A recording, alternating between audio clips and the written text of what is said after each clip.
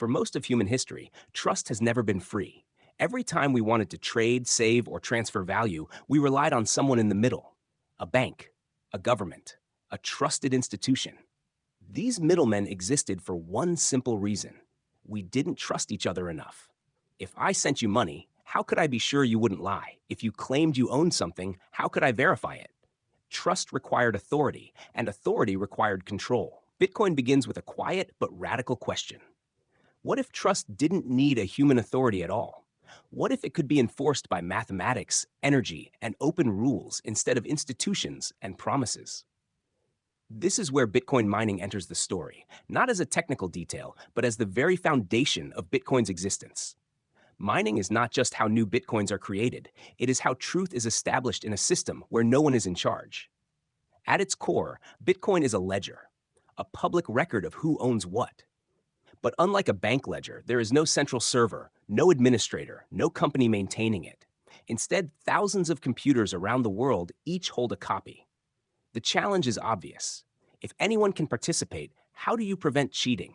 How do you stop someone from spending the same Bitcoin twice? How do you decide which version of the ledger is the real one? Bitcoin mining is the answer to those questions. Imagine a world where strangers constantly shout transactions into the air. I'm sending you this amount. I'm paying for that service. These messages travel across the internet to thousands of nodes.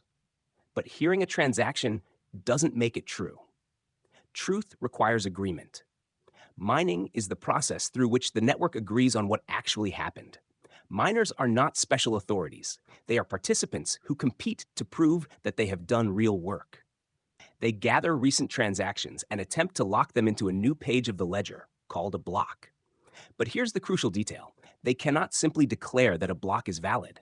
They must earn the right to add it. Earning that right requires solving a cryptographic puzzle that is deliberately hard to solve but easy to verify. This is known as proof of work. The work is not symbolic. It consumes electricity, hardware, and time. And that cost is the entire point. In Bitcoin, truth is expensive on purpose. Why? Because when telling the truth costs real resources, lying becomes even more expensive. To fake a transaction, to rewrite history, or to cheat the system, an attacker would need to redo an enormous amount of work faster than the rest of the network combined. This makes dishonesty not just difficult, but economically irrational. Mining turns energy into security. Every time a miner successfully creates a block, the network accepts it not because it trusts the miner, but because it can instantly verify the work. No reputation is required. No permission is granted. The math either checks out or it doesn't. This is a profound shift from traditional systems. In banks, trust flows from authority downward. In Bitcoin, trust emerges from competition and verification. Miners do not cooperate because they are good actors. They cooperate because the rules leave them no better alternative. It's important to address a common misconception early. Bitcoin mining is often described as wasting energy to guess random numbers. This framing misses the essence of what's happening. The energy is not spent to compute something useful in the traditional sense. It is spent to anchor reality. The work itself is the cost that makes the ledger credible. Think of mining like building a massive wall out of effort. Each block is another layer. You can see the wall. You can measure it. And if someone wants to tear it down, they must bring even more effort than was used to build it. Bitcoin doesn't prevent attacks by hiding information. It prevents them by making attacks overwhelmingly expensive. Mining also explains why Bitcoin has no central owner. No one can arbitrarily decide which transactions are valid. No one can freeze funds, reverse payments, or create new Bitcoins at will. Those powers were replaced by a process that anyone can join, but no one can control. This is why mining is inseparable from Bitcoin's philosophy. Remove mining, and Bitcoin collapses into just another database. Keep mining, and you preserve a system where rules matter more than rulers. In this first layer of understanding, mining is not about profit, hardware, or electricity prices. It is about answering an ancient question in a new way. How do humans coordinate honestly at a global scale without trusting each other? Bitcoin's answer is simple, but not easy. You don't ask for trust, you prove work. And in the next part, we'll follow this process step by step, tracing how a single Bitcoin transaction moves from a message in the network to an immutable piece of history, secured by computation, energy, and time. To truly understand Bitcoin mining, we need to slow down and follow a single transaction on its journey, not as code on a screen, but as an event in a system designed to function without trust. Imagine you send Bitcoin to someone. The moment you press send, nothing final has happened yet. There is no bank approving the transfer, no central server updating an account balance. Instead, your transaction is broadcast to the Bitcoin network, not like a message released into a vast digital space. Thousands of computers receive it.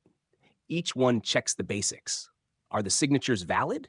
Are you actually allowed to spend these coins? Has this Bitcoin already been spent elsewhere?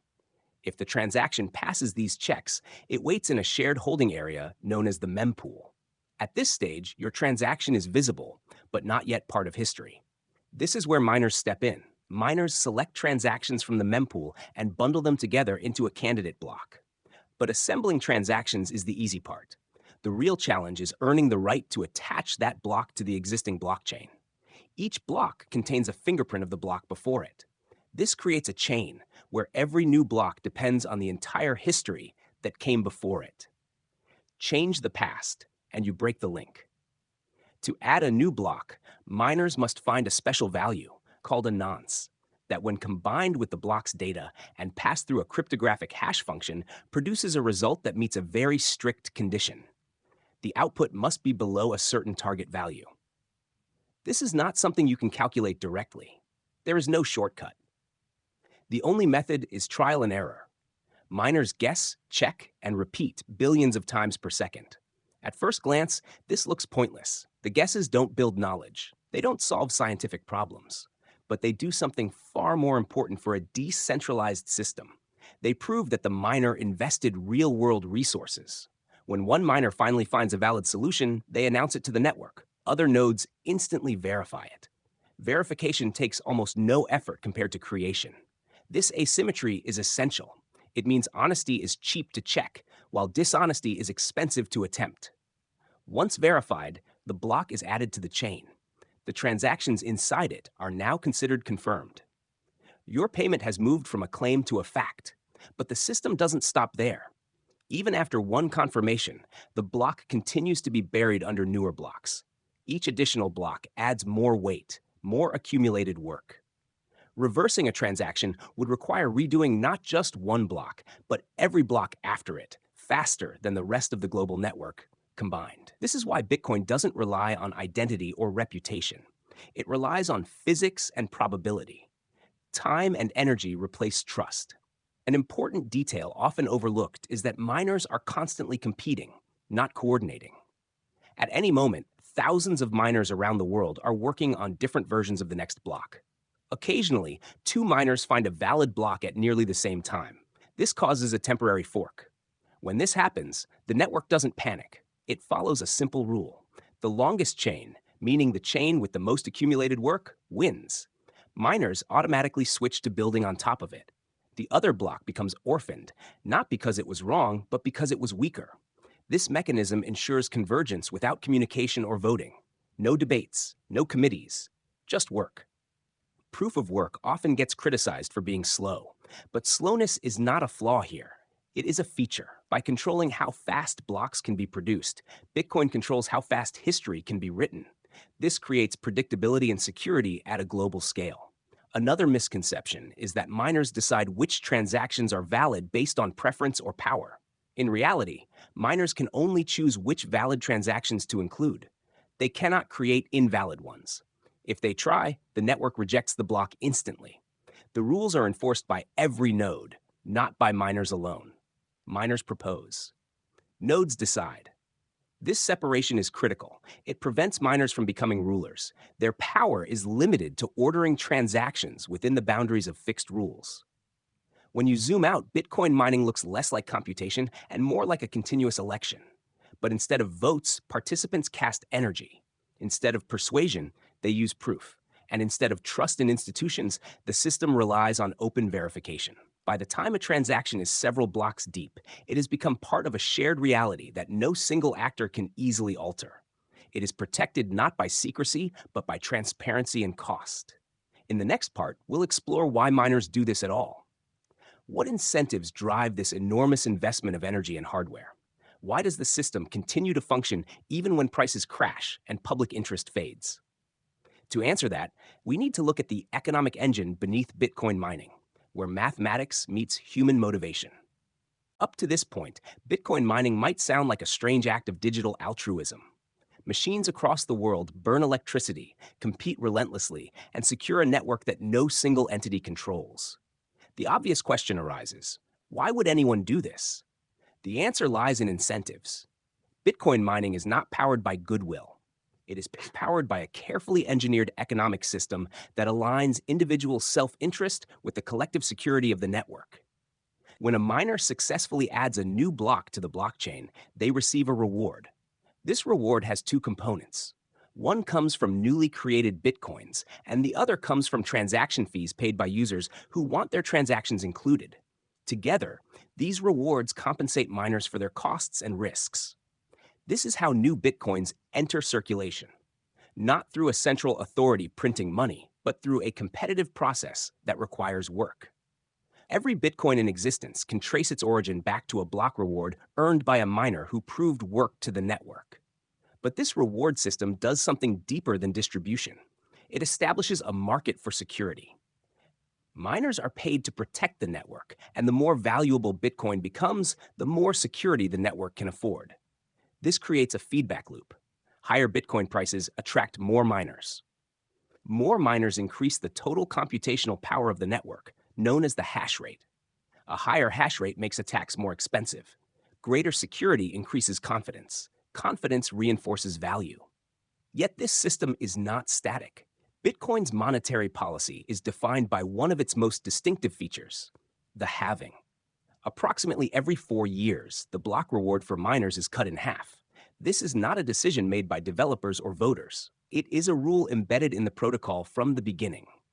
The supply of new Bitcoin slows down over time, approaching a fixed maximum. Halving events are often described as supply shocks, but their deeper role is to enforce discipline.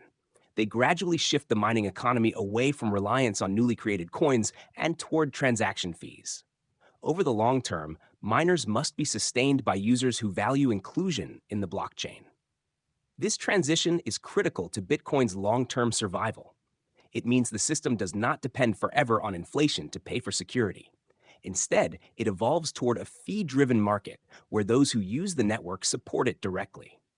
Halving also introduces stress. When rewards drop, inefficient miners are forced out. Those with outdated hardware or high electricity costs can no longer compete. This may sound harsh, but it serves a purpose. It ensures that mining remains adaptive and cost-sensitive. Mining difficulty adjusts automatically. If miners leave, blocks slow down. The network responds by lowering the difficulty, making mining easier for those who remain. If too many miners join, difficulty increases. This self-correcting mechanism keeps block production stable, regardless of how much total power is involved. From the outside, this looks mechanical.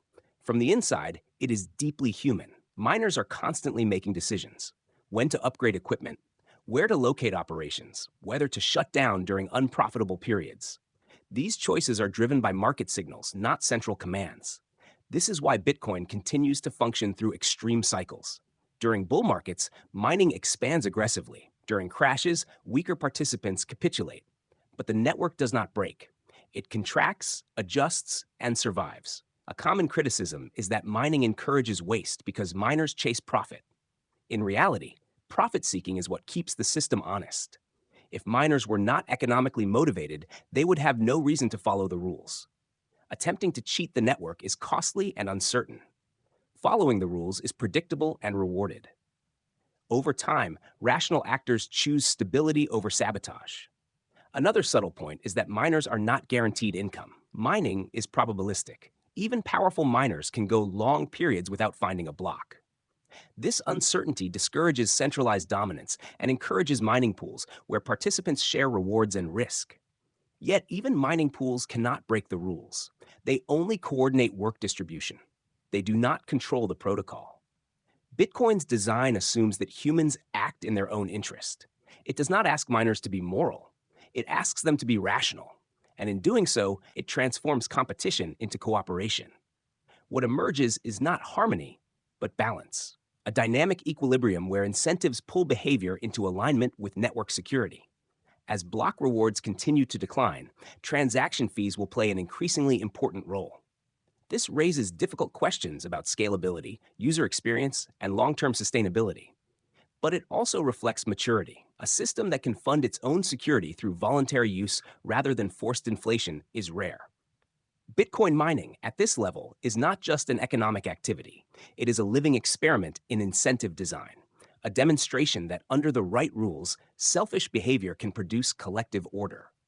In the final part, we'll confront the most controversial aspect of mining: energy consumption, environmental concerns, and the broader question of whether this system is a dead end or a foundation for something far larger. To answer that, we need to look beyond price and profit and ask what kind of infrastructure Bitcoin mining is really building.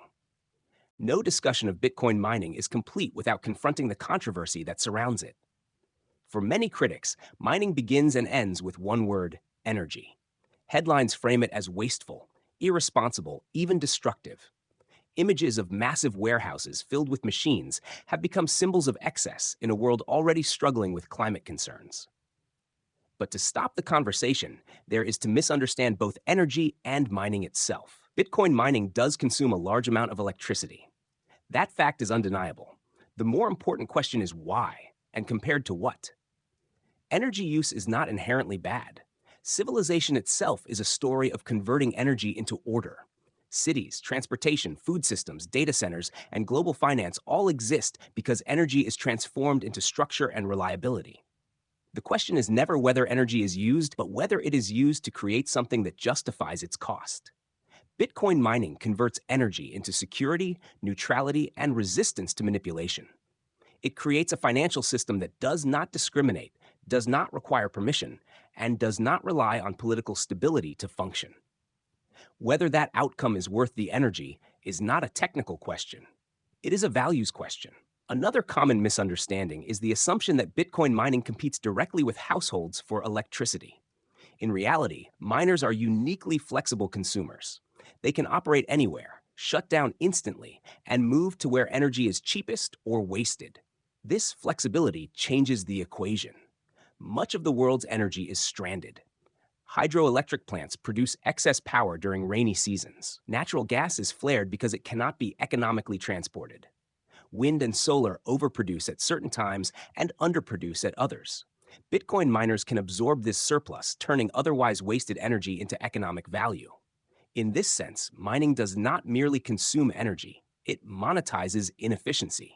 This is why mining increasingly gravitates toward renewable sources and isolated energy locations. Not because miners are altruistic, but because cheap energy wins. Once again, incentives matter more than intentions. Critics often compare Bitcoin mining to small countries in terms of electricity usage. What they rarely compare is the global banking system, gold mining, military enforcement of currencies, or the data centers that power modern finance. Those systems consume vast energy, but their costs are diffuse, hidden, and rarely questioned. Bitcoin's energy use is visible and measurable. That transparency invites scrutiny, but it also invites honesty. Another fear is centralization. If mining becomes too expensive, will only large corporations survive? Will Bitcoin lose its decentralized nature? This risk exists, but it is constrained by design. Mining hardware becomes obsolete quickly. Energy prices vary globally. Jurisdictional risk constantly reshapes the landscape. No miner can rest on dominance for long. History has already shown this. Mining has migrated across continents in response to regulation, energy prices, and political pressure. Each shift has tested the network. Each time, it adapted. Bitcoin does not depend on any single region, company, or ideology. Mining ensures that independence by remaining competitive and global. Looking forward, Bitcoin mining may evolve beyond security alone.